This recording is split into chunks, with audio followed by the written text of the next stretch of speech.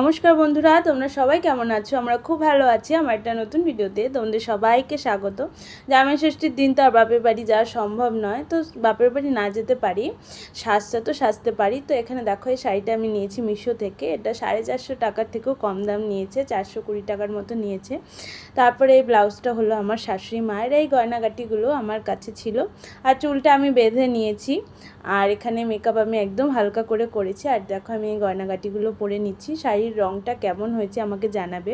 এটা অনেকটা হালকা কমলা কালারের মতো, আমার খুব পছন্দ হয়েছে। যদি তোমাদের ভালো লাগে আমাকে কমেন্ট করো, আমি লিংক দিয়ে দেবো। এখানে দেখো, আমি শাড়িটা পরে নিয়েছি। অনেক দিন পর শাড়ি পরলাম, তারপর আবার নতুন শাড়ি, একটুখানি এদিক ওদিক হয়েছে, ভালোভাবে হয়তো পরা হয়নি। তো শাড়িটা খুব সুন্দর, আঁচলটা দেখো, খুব সুন্দর শাড়িটা।